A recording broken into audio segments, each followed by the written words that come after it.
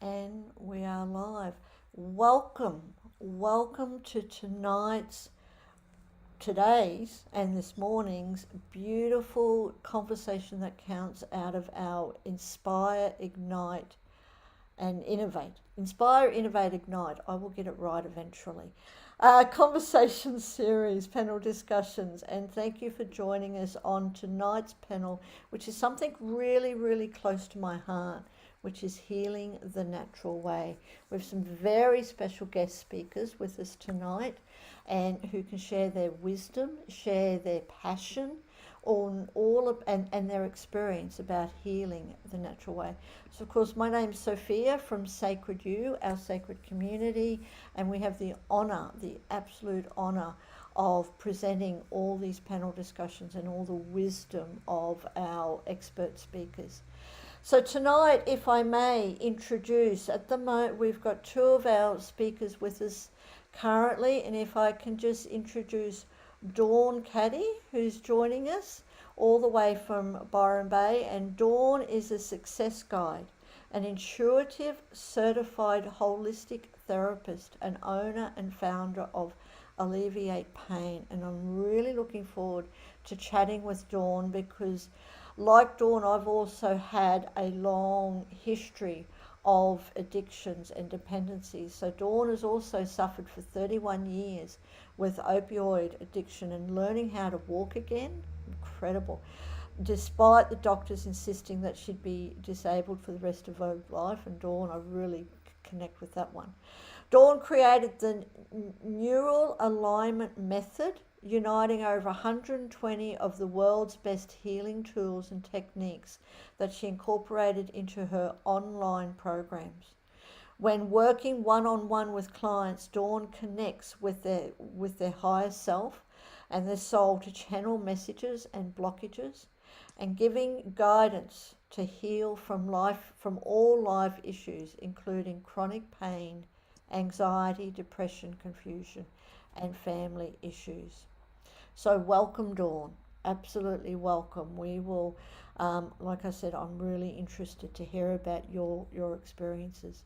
And along with Dawn tonight, we have Vanessa Ray, who's tuning in all the way from California, I think. That might be wrong, but wherever it is at 4 a.m. in the morning.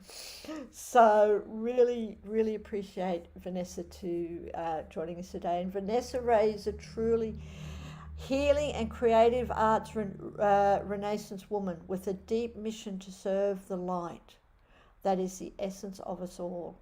As a confidence coach, a teacher, a bereavement doula, a healer, a speaker, intuitive, a mystic, and a sacred sound singer, she embraces what it is to be a dynamic, embodied woman.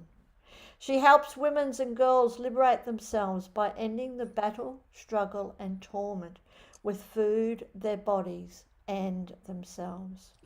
She guides them on a deep, sacred, profound, and even pleasurable journey. Have to know about that one too. To their empowered embodiment of confidence and comfort, liberation, light, beauty, and peace within their bodies and their lives. It's amazing. After healing her own eating dysfunction of nearly 25 years, she lost her excess weight without dieting or exercising by using this refreshingly different approach, and now offers this to the world. Vanessa has been certified in countless trainings in holistic healing arts, energy medicine, bodywork, psychology, and spiritual certifications as a counselor and a coach. She began working with Marianne Williamson as a miracle mind coach in 2021, and she has music degrees as well. Wow. And as a long-time performer of sacred sound, Vanessa has a rich and electric history as a singer and performer. Thank you. Thank you for joining us, Vanessa. I'm really looking forward to hearing all about that as well. So can we start with Dawn to start with? Just first of all, just share any of your experiences with You know, going from a life of opioid addiction, not being able to walk, to being to now. So, how has that journey seen you go? Like, what journey have you taken to get to where you are now? Well, I'm one of those people that's stubborn. So I didn't learn the first, second, third, or fourth time of lessons that were thrown at me. So I had to go deeper into suffering in order to emerge and start to see that there is more to life, there is more to this world, and that our bodies is not just a mechanical being that we just throw around as a slave, and the mind hijacks us. I'd probably say that that's the biggest thing that I got through my journey. Was a lot of it was my own self-hatred and Yeah. not even understanding or being able to comprehend that that's what was going on. And it was all about fixing the machine, fixing my body. There's something fundamentally wrong with my body. And each time I went through my challenges, I realized that my body was highly intelligent. And then I would get lost in the world, Mm. and then I'd go into fixing again, and then something else would happen, and then I'd be like, oh my god, I forgot the wisdom. My body is knows how to heal. It just needs me to hold the space for it. It needs me to understand what's going on. It needs me to go into, what am I saying, what are the thoughts, the beliefs, what am I projecting out into the world, what feedback am I getting. And each time I went through, and I've gone through an awful lot, and I hope not many people have to go through the journey, but I actually truly believe that I had to be forged through multiple fires in order to be able to comprehend and understand what women, especially women, have to go through. There's this, and this is something I'm going through right now, is this perfection of, I have to be the lover, I have to be the wife, I have to be the homemaker, I have to be the homeschool, I have to be the parent, I have to be the entrepreneur, I have to be the business owner, I have to be the healer, I have to be the guide, and all Yes. these identities.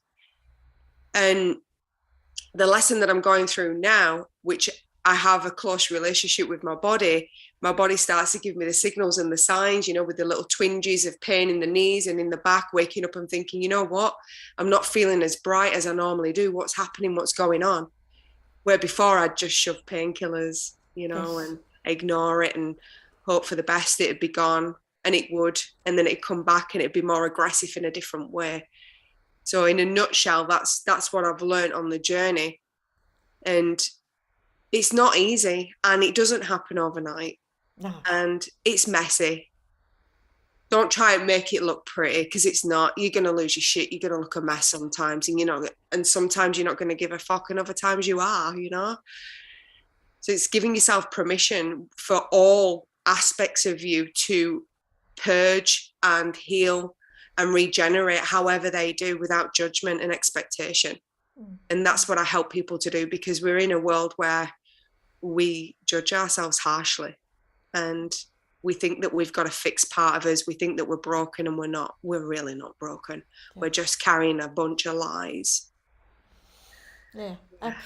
Absolutely. And thank you so much for sharing that. I really, like I said, I can really connect with you in that journey and listening to your body, and then doing something about it and realizing that we're not broken.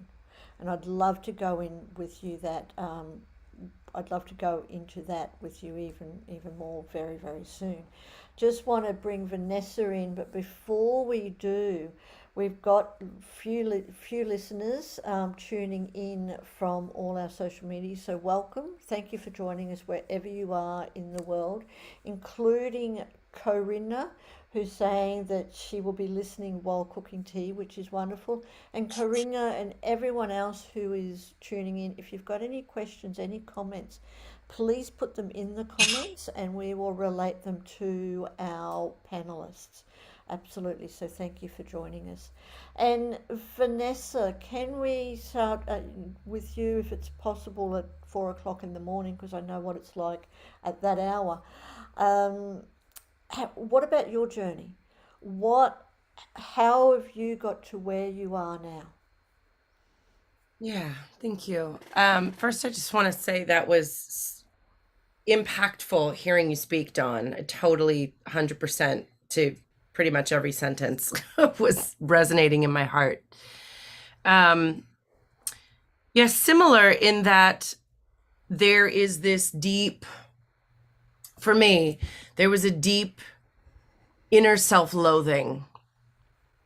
And like Don said, this pack of lies that, somehow I wasn't born with. We're not born with this, but it is ingested in some way, somehow, or multiple ways, multiple hows, and starts to fester. And it certainly did that for me. And there's this way that it hides away in the dark, in our unconsciousness, when we don't see it, when we don't look at it and bring it to the light, which is the truth, which is it's lies, it's a ghost, it's not really there. And actually recently someone that I follow and love was talking about it, and it answered a long time question for me, and maybe this will do something for one of our listeners, which is there is no opposite to love. Love is all there is. However, it's love unconscious, like unconscious of itself. And that's kind of what I relate to it as. It's like I was always lovable. Every single thing about me, every single thing about you is completely lovable and worthy. But it's like a part not knowing what it truly is, part of yourself not knowing that it's okay. Like Dawn said, we're not broken, but there was this piece or several pieces or whatever that didn't know it was okay as it was. And so it festered and it fed, and this self-loathing turned into depression, eating disorder. It'll turn into whatever it can turn into is the thing. So because it's a non actually a not thing, it'll just latch on. It'll be opioid, it'll be gambling addiction, it'll be a work addiction, it'll be anything. It's just desperate. So that's what happened in my life. And to make a more succinct thing that I got to was that I had a choice. Yes. I didn't always feel I had a choice, and I didn't always choose the right thing. I chose the wrong thing, wrong as in causing more suffering, causing more pain, causing more, self-destruction. That's what fear does, is it makes more fear. So I would choose fear, and then it would make more fear things.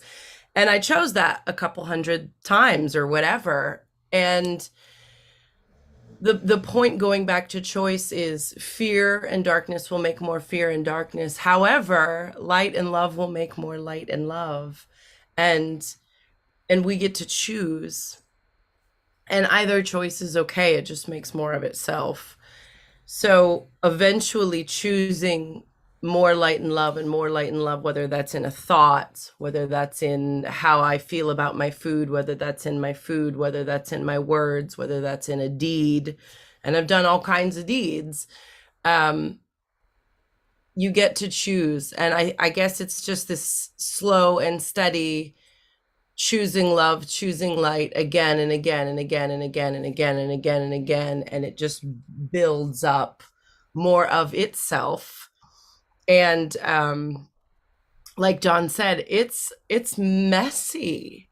It is not glamorous. It was my face in a toilet, spewing up my food because of self-hatred, not because of fat, not because of, there's all these places that it can come from. But at the end of the day, just really realizing, like, am I going to choose the ghost, or am I going to choose something else? And in choosing love and light, or whatever you'd like to call it, it builds up, and you work your way out, work your way through, and you can, and that choice chooses more of itself. So light and love wants to choose more light and love. And so that's kind of what I have going now, is a lot of choices of light and love. Thank you. Thank you for sharing that. And it's so true. It's getting to that stage of realizing that we have choices, whether we can go down the path of pain and addictions in whatever way they are, whether it's pharmaceutical or whether it's food, or we can go down the path of light and love. So thank you both for sharing that. And before we go into the actual healing methods that you have used, which I'm really, really interested in about, one thing that I would like to ask you both, and also open up for questions again from our people our listeners, and also our audience members here. Now you go, if I can ask you, you have this stage from my experience, it's so easy in today's world. It's so easy to go for a pill, for whatever that is, to cover up whatever that is, whether it's pain, physical pain, whether it's emotional pain or anything like that, or also so easy to go for food.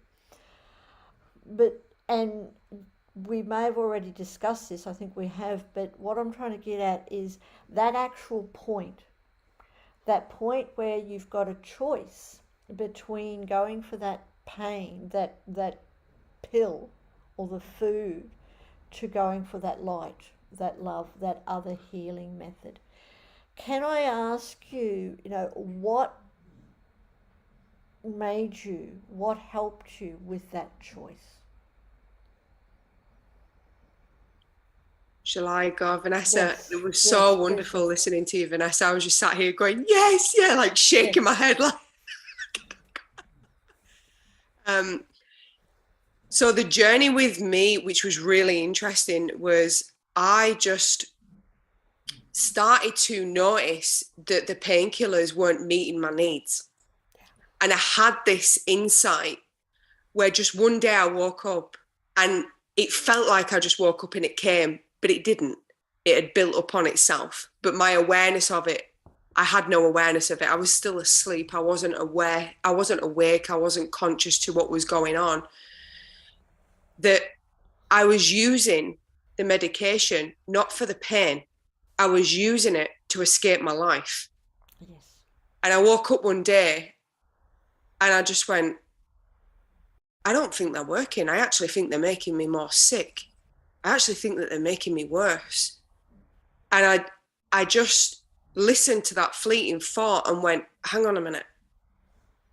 If that's true, then I need to do something about this. And I just stood there and I just remember thinking, oh my God, I'm not taking the drugs for the pain. I'm taking them because I don't want to live. I can't bear the life that I'm in right now. I can't bear seeing what I've created. I don't actually want to be awake. So I'm taking the drugs so I'm able to function on some level, but actually not feel anything. And when I had that realization that I wasn't using them for anything other than not being able to face what was going on in my life, I chose to take responsibility in that moment.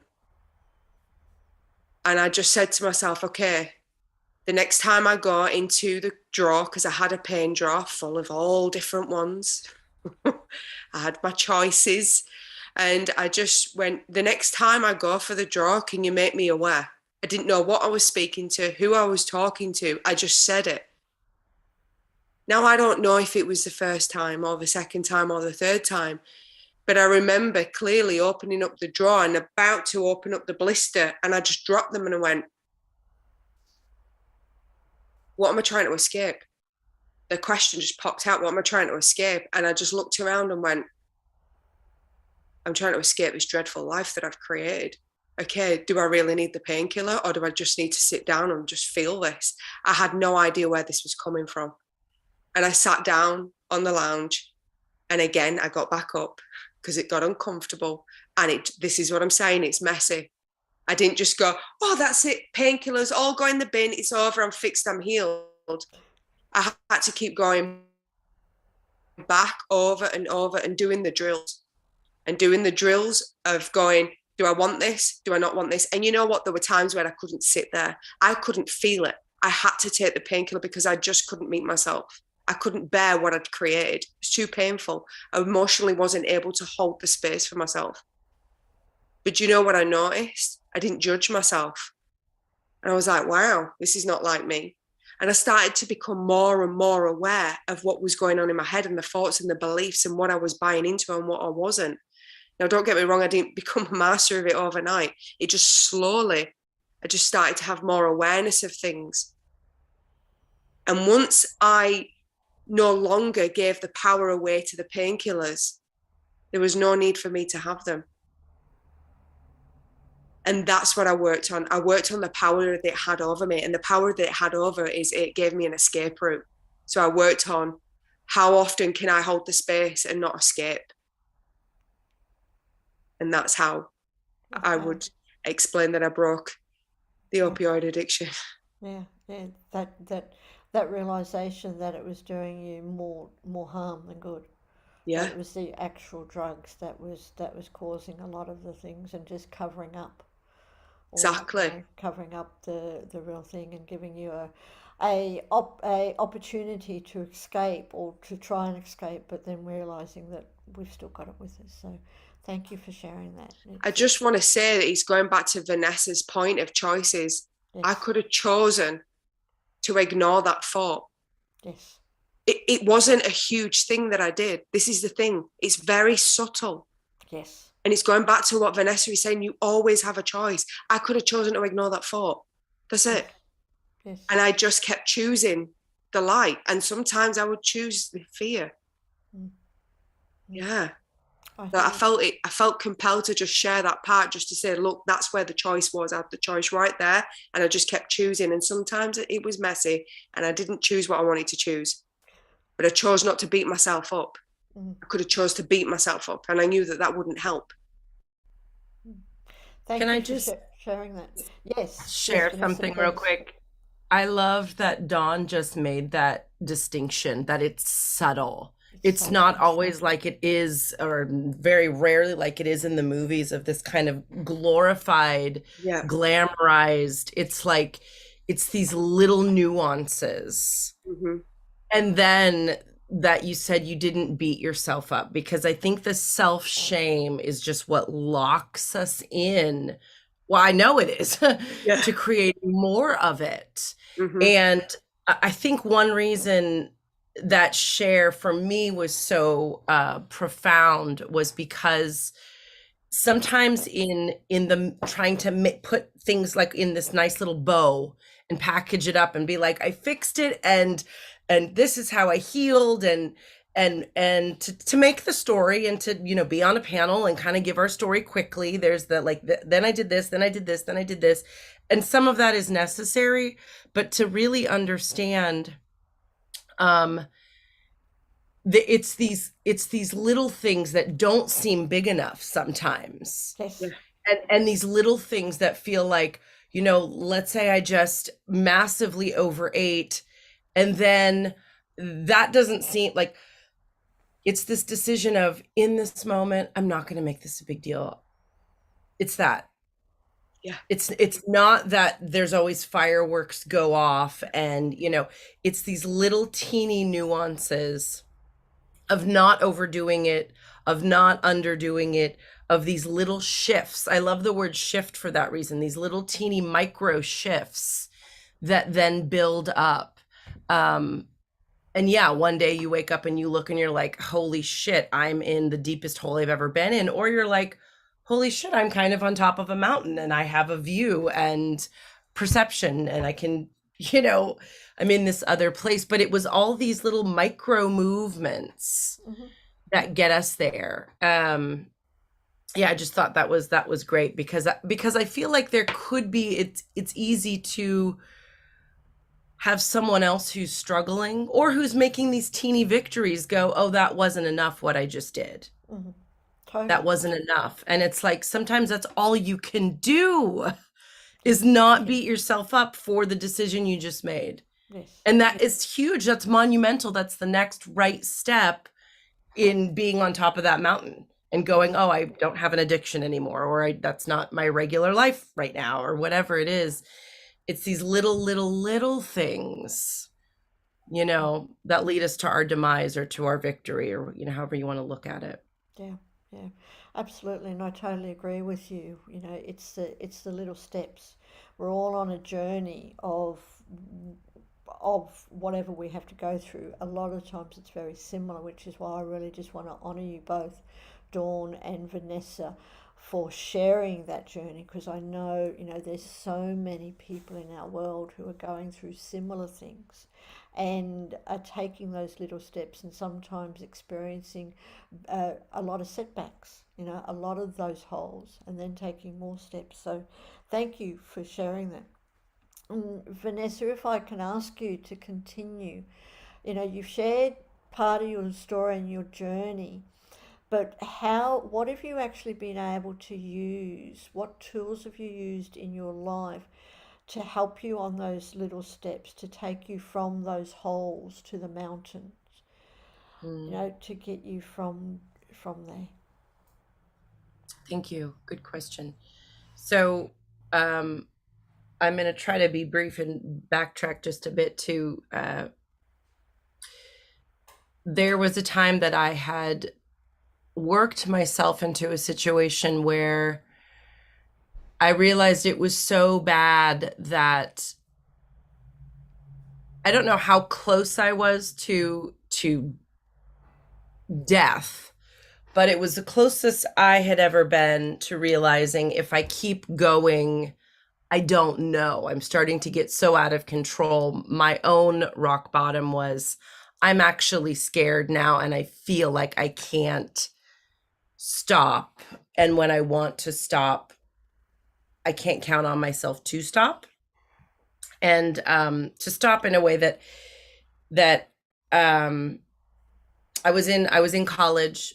I was doing holistic massage, and I was so depressed and so dysfunctional and couldn't make it through a day where I would keep my food in or wouldn't get drunk or I just was so out of control that one day I checked myself into the psych ward with my therapist's help. I said, I don't know how to do this anymore, but I don't know how to not do this anymore. And so I kind of waved my white flag of, I could potentially, here's my big choice. Me going into the psych ward, I was there for 10 days, was my way of going, okay, I do want to live, but I don't exactly know how. But I do. And from there on out, it was a daily, sometimes having these micro victories and then micro fails or whatever you want to call it, of I think my first thing was the mental decision, having a part of my awareness be birthed that was at least aware that I didn't want to choose demise. And so there was this mindset. I think it was the kind of the birth of what feels like is grown is this mindset of there's an awareness of my choosing counts. What I choose grows. And to try, at that time it was like just trying, and this time it's at this point it's much stronger, but to try to not be judgmental, because that judgment is also a choice that also grows and also creates a life of its own. So it became this, that was about 15 years ago. So it was really the birth of this awareness that whatever I'm choosing is creating more of itself. And to try to also choose not to judge what I choose. And that was, kind of one of my first tools in realizing I'm creating more of whatever I'm choosing. Yes. I also really started journaling with what felt like this mysterious kind of demon inside of me, and giving it a blank slate. I would get out a journal, and at one point I just started facing it instead of hiding or running. And I kind of said something to the effect of like, okay, what are you? Just go then. Just get it out. Because I realized my biggest fear was actually inside of me. My biggest enemy was actually inside of me. And though I could point the finger at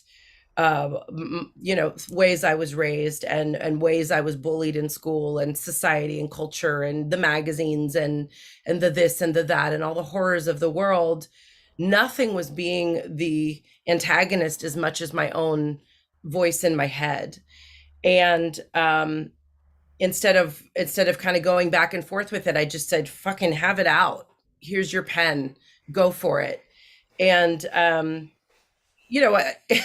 it, or whatever it was, like I said, it's a pack of lies and it's a ghost, and it's not, once I gave it space to kind of spew its poison, a few things happened. And one was, well, this voice is putrid. It was kind of shocking and sad for me to see all that it had to say, because it was pretty horrific. And though that was scary, it was also like, it was saying all these like kind of violent, vile things. But after a while, it was like, okay, what else? Okay, you want to kill me? I'm worthless. I'm a loser. Okay. And after like an hour, it's like, got it. Okay, I got it. Like, what else? And it started to like really lose its power, and I started to feel eventually like, is that it? Is that it? Anything else? It stopped having all the power I gave it started to be meaningless, and it started to feel like, and another thing came out, which was, well, this isn't me. This isn't me. This is like obviously an abusive, insane psychopath who wants to kill me. Why the fuck would I listen to this voice? Is this the voice of sanity? Is this the voice of love? Is this the voice of kindness? Is this the voice of truth? And obviously the answers were no. And now, like Dawn has said, like, it wasn't like in that moment the voice disappeared. It wasn't like that. But I would say in that moment, it was clear, this is insane. This isn't me. And if I listen to this voice, it wants to kill me. Yes. And so it was this slow, steady walk out of what is really going on here. But it didn't happen until I looked at it. And then I started using a lot of mirror work and going into the mirror. And this is probably where most of my because so many of my issues were this internally body focused, body hatred, self-loathing, self-image, addiction to food, addiction to, my hatred, or that hatred, it wasn't even mine, was coming out in my body. Yes. So I started going into the mirror a lot and doing a lot of mirror work. And at first it just started with looking in the mirror without makeup was more than I can handle. Then looking in the mirror without without doing a thing, without being a phony, my version of phony, trying to make myself attractive or sexually desirable, because that's what I had my worth caught up in. And it was this slow, over years, dissemination of taking the facades away and taking the facades away and taking the facades away.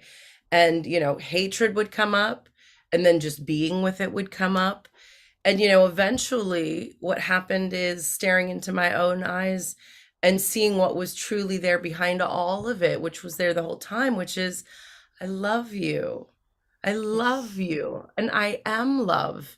And we're all love. Absolutely.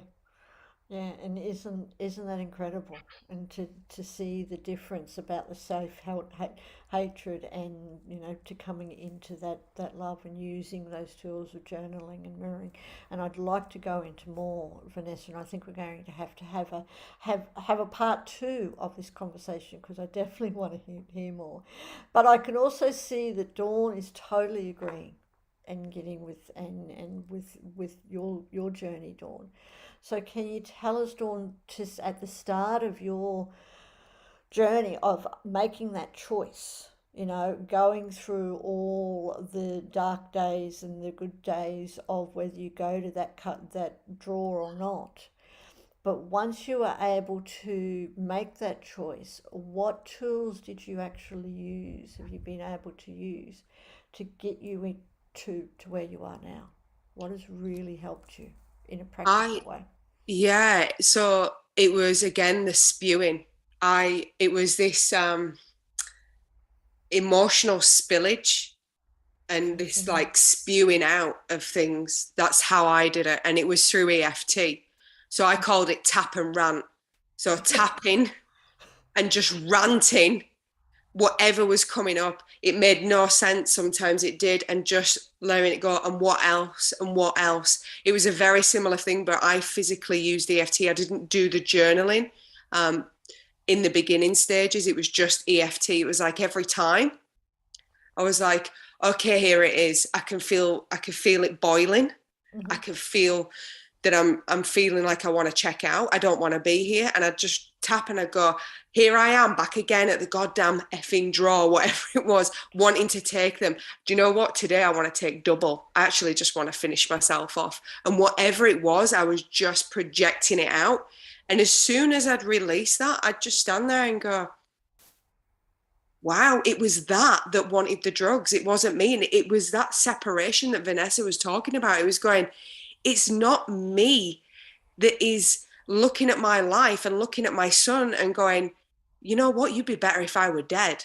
It's not me saying that. It's not me that wants to kill myself. It's not me that wants to say to my husband, you know what, go meet someone else and raise our child because I can't do it.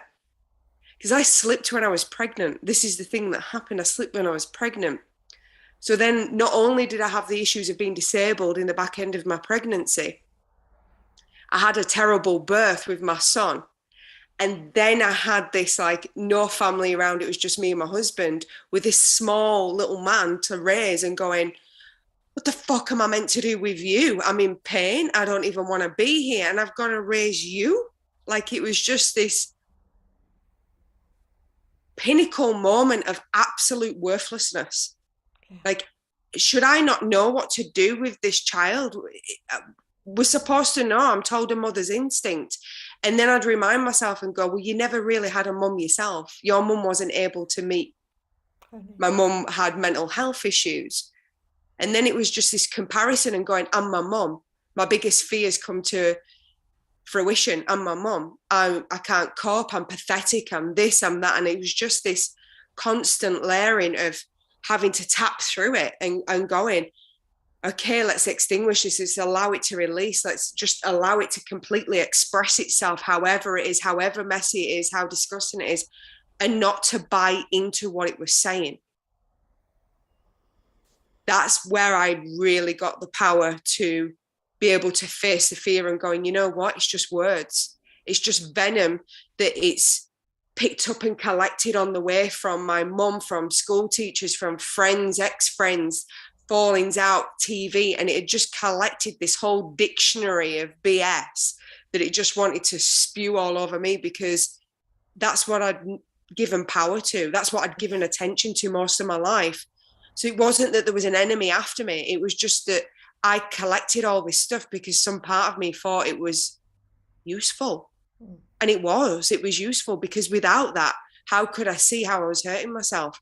If I couldn't at first hear those words and allow them to come through, how on earth could I have seen that I'd buried them? I needed a language to hold on to. I needed a language to go, wow, okay, that's what's going on. That's why I feel like this. And it kind of tied into going, well, it's not me. It's just some vocabulary that I've picked up and I've given it power. And if I keep giving it power, I'm going to build it up. And don't get me wrong, I would. And I still do at times build the narrative up and then go, I've been here before. Okay, all right.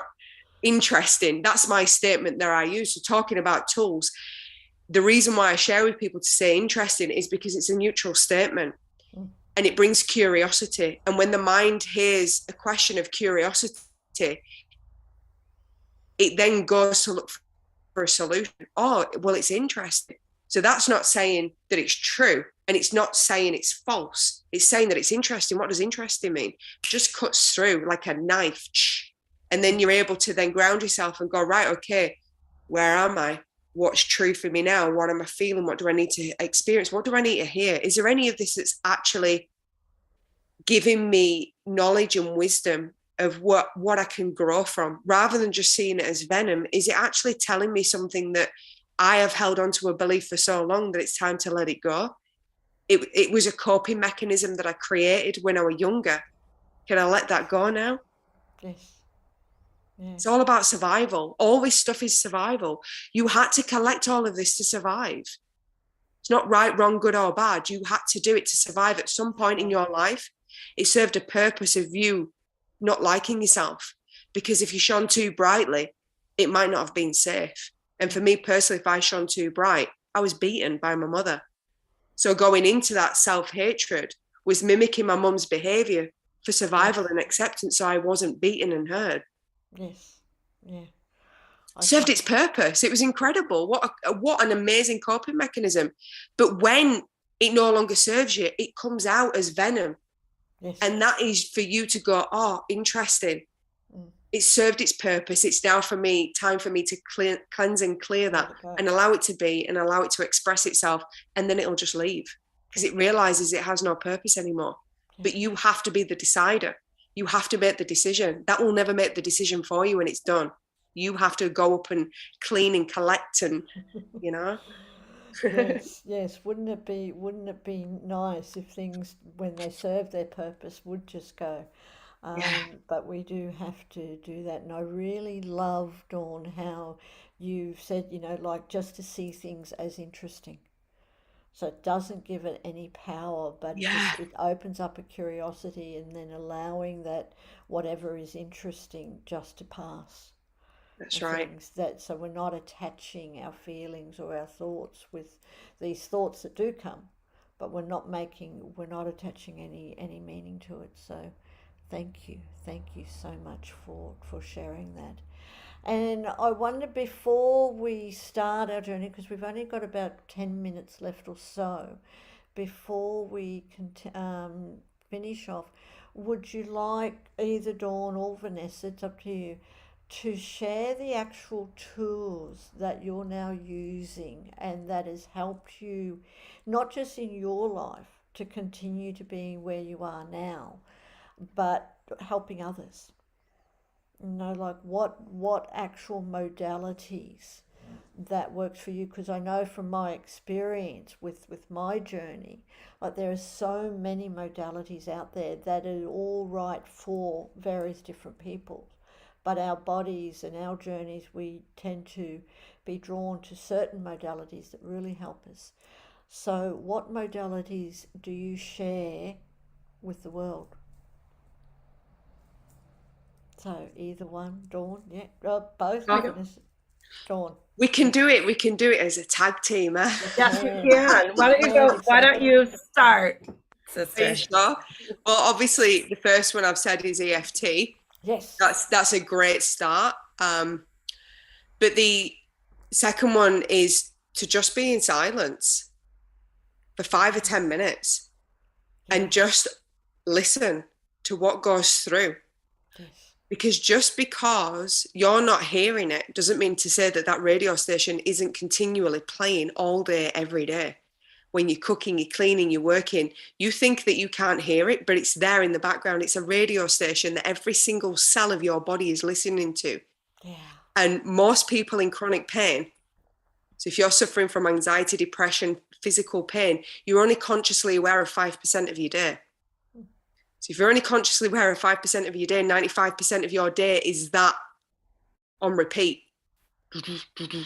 Just going round and round and round and round. And we wonder why we can't heal. Because what can heal in a toxic environment like that? Your nervous system is in fight or flight constantly. Your immune system is suppressed. Everything is functioning at a lower capacity. You are in fight or flight. How can you heal when your body believes that it's constantly in danger and being chased down by these voices? So the most powerful thing that you can do for yourself is just sit there for 5 minutes and not try to change it, not try to fix it, not try to answer it, not try to do anything with it. Just listen to it. And again, it's just that interesting. That's the radio station that I listen to predominantly. Yes. And just that, and you chipping away at that, you will eventually start to hear it. When you're in the kitchen, you'll hear it and go, oh, there you are. There you are. And it'll just start to disappear because the power is gone. It's in the silence is where you truly heal, because it's in the silence that you see, feel, and experience everything that is so deep within us. But if you just spend 5 minutes a day, at first it's going to be really uncomfortable and you're just going to go, I don't want to be here. But that's what I would advise with my clients. What about you, Vanessa, my love? Yeah, absolutely. Yeah, well, there was a lot there. In my work, I call it a presence pause. Oh, I love And that. so it's just because it can be just a moment. Sometimes someone says, well, I don't have time to go meditate. Meditation is it's a daily, and I like to do it for a long time, but I don't always have the time. But especially in the beginning, just like there's those micro shifts, there can just be just a second or a half a second, a moment of awareness. So I call them presence pauses to have us become aware of ourself being aware. Here I am. And like Dawn kind of mentioned, this moment of non-resistance, instead of pushing or fighting, because a lot of people come to me and say, well, how do I resist? Or the cake is calling to me, or how do I stay on this diet, or how do I not? And it's like, how about you don't fight it? How about you don't resist it? How about you're just there for a moment in non-resistance, having this moment of presence? So I use presence pauses to start being aware, to becoming awake during your day, no matter what's going on. And like Dawn said, that thing of interesting is like, let's say you're having a fight with your husband. You're like, God, I'm just so angry. What if that was okay? Oh I just got a puppy and it's pooping on the carpet again. Okay, what if that was, another modality that I use especially with food and people that have a food addiction or food, this trying to control what they eat, what they don't eat, all of that is something that I call aligned eating, which is instead of trying to control, from the external of like the food, what I eat, what I don't eat, and really objectifying food and objectifying your body and objectifying everything, is really going from the inside out and thinking of, what is this experience like for me? What if instead of controlling my calories or controlling all of these things, what if I gauged it from the inside of, how is this overall eating experience for me? So this modality that I've developed, which we don't have time to go in and whatever, but to at least give the listeners a shift in perspective, a shift in perception of, what if the way that I'm doing it from the outside in, which is already not working, what if I shifted this modality from the inside out and just thought, what is this internal environment I've created? What if I'm looking at it from the inside out and saying, how is this whole experience for me? Instead of, how do I control it from the outside in? Absolutely, and thank you for sharing that. And I do want to continue, but I just, I love those, those present pauses and that silence, because so much, I think a lot of our dis-ease is because we're just not listening. We're just not taking that time to listen to our bodies, which is trying to tell us what is wrong on an emotional level, until it gets so bad that it actually yells at us. But I always say, in today's world, it's so easy just to cover that up and not to take that time. So I love that, is just to just stop and talk to your body and listen to it and have those present pauses. That's another thing I'm going to take away from today, to present pauses and interesting. So thank you. And what else? What other steps for all our listeners that, whether they're watching live or watching the replay and any time in the future, what other modalities can you share and offer? And Dawn, please go. It's about It's about mastering your mind, is the truth of it. Mm-hmm. And recognizing that your mind is programmed to create whatever you want it to create. And when you understand the functionality of everything, the tools that you've been given here on earth in this life is powerful. But like anything, it can go one polarity or the other. It can serve the love and the light. Yes. Or it can serve the darkness and the self-destruction. And what I share with people is there's always two choices. No matter what you think, there is always two choices. It could be 50 choices, but you can put in them in one or two baskets. It's the power and the pathway of freedom. So the pathway to freedom is what you want to create, how you want to show up, how you want to feel, how you want to experience. What legacy do you want to leave? And a legacy could purely be that I leave the world a better place than when I arrived, just by being me and being kind and being loving and compassionate to self. Yes. Or there's a pathway of destruction. And the path of destruction is everything but what lights you up inside in your heart's desire. And it's not judging this. It's not judging that the pathway of destruction is right, wrong, good or bad. It's going, interesting. I was on the pathway of freedom. Something there, some obstacle got in the way that I couldn't continue. So I've been catapulted into the pathway of destruction so that I can collect myself, because I've left a part of myself over there and it needs me to hold the space and love it and care for it and say, you know, you can come along on the journey of pathway of freedom. You can join me. I know that you thought that you couldn't, but you can. And inviting that part of you. And when you invite that part of you, what happens is it just starts to surrender and tells you all of the reasons why it can't come, all of the reasons why it's not good enough. And it's just recognizing that you always have a choice. And generally, this one is very uncomfortable. The pathway of freedom is uncomfortable. You don't want to be there because it gets yucky and terrible. And when you go to the pathway of destruction, it's something that you've been and it's comfortable.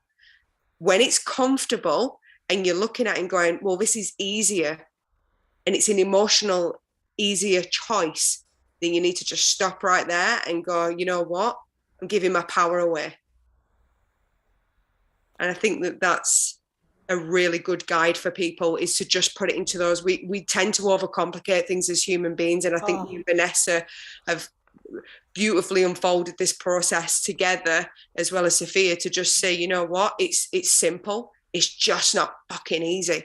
Like it's really simple. Give the space, give the time, allow it to express itself. You always have a choice. It's this or this. And it is that simple. But do you know what? We're human and we love to make everything difficult. And it's indoctrination as well. So it's not about blame, shame and guilt. It's just going, it is what it is. And it's getting to that point of, it is what it is. What do I want to choose? And it's okay if you want to be on the path of destruction. You chose it. Yes. And that's okay. Yeah, it's okay. Take responsibility and acceptance of it. Yeah. We're not perfect. We're imperfectly perfect. Yes, I love that. Thank you so much, Dawn, for sharing that. Welcome. I love that too. Imperfectly perfect, and just to accept it, that no matter what's happening, it's our choice, and that's okay. It's getting to a stage where we can allow ourselves. So, thank you for sharing that. And Vanessa, just before we wrap up, is there anything else? Any other tools that you would like to share with our listeners that has really helped you to get to where you are now? Yeah. So the one that, that I had already mentioned, and when I work with myself and when I work with others, this is kind of done again and again in different ways, but really seeing what is not you, without resistance and without the fight, so that it doesn't keep going, but really kind of divorcing from those negative beliefs, from the things that you've made true at this point, made true as in they've materialized in your life, so you think they're true, but they're not. And so, eliminating negative beliefs, or at least not believing them. At least when they pop up, you're just like, is that true? No. Do I want to follow that down that rabbit hole? No, But another piece is become kind of doing something, what I call it embodied movement, which is, it doesn't have to be movement like exercise, but we're in a body in this lifetime. We're walking around, the people that I serve, and the way that I see a lot of women and girls in particular this day and age, it's such a body focused hatred and uncomfortability in our body. And so of course we want to escape with almost any way, because it's so hard to be in a body. Sometimes a lot of us have had trauma, or all of us have had trauma, big T trauma and small T trauma, that we want to escape this body. But I think we need to do the opposite, which is, while we're incarnated here, to come into our body. That's actually, like John was saying, that's where there's this wisdom, and that's what we came here to do, is be in this body. So to do things like breathing into our cells, breathing into the parts of ourself, if it's our lower arm that we have an issue with, or our tummy, or maybe we were sexually abused, breathe into your sexual organs, breathe into your body, breathe the light into your body. There's not a single part of you that's unworthy, or that's actually ugly, or that's not lovable. So kind of doing the opposite of what we do, which is to fly away and to float away and to be distracted and to compartmentalize and to disassociate. Instead, just come in and come down, come in and like do your Kegel muscles, come into the soles of your feet, breathing into yourself. And like Dawn said, it can be really, really, really uncomfortable, but this is where the power is, that you've incarnated here.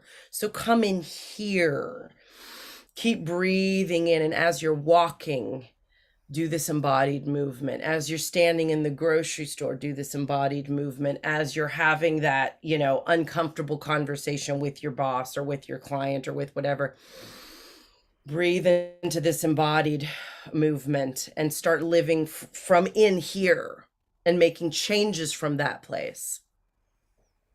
Thank you. Thank you. Another powerful Yeah. suggestion, another powerful tool. And I can actually feel the power now, just as you're talking about that and breathing into it, that energy that's flowing through my body, and just breathing into it. So I'd just like to thank you, and I'd really like to thank you both. I'd love to have you back again. Unfortunately, we are now out of time.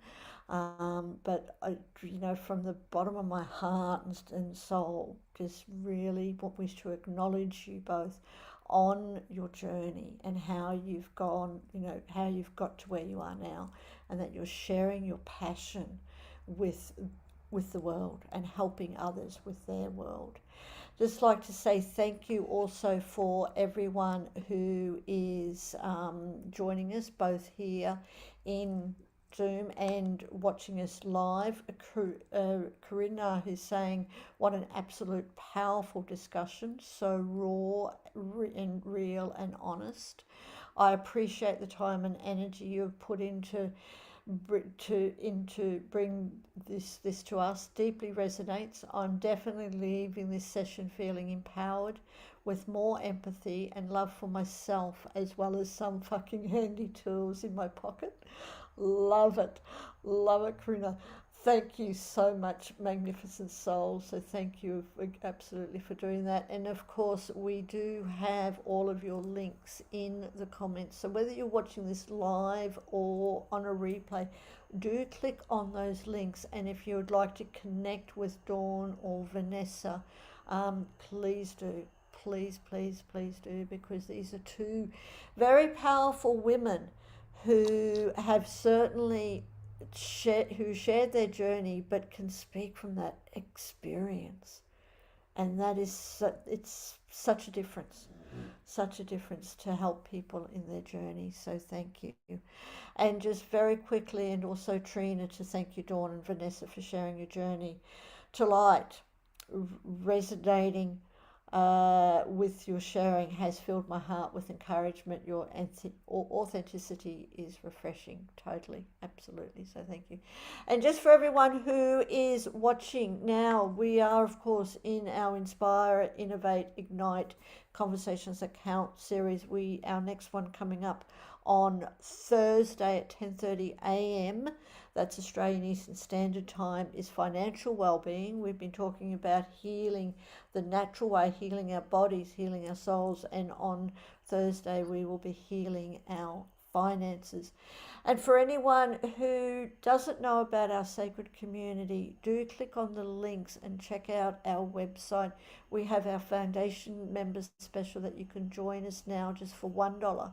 It's $1 Australian, and to try out all our tribes. We've got over 30 special interest tribes, and you can try them all out for $1 for 21 days complimentary. Then after that, it's just $15 Australian a month. And you get to experience lots of many modalities.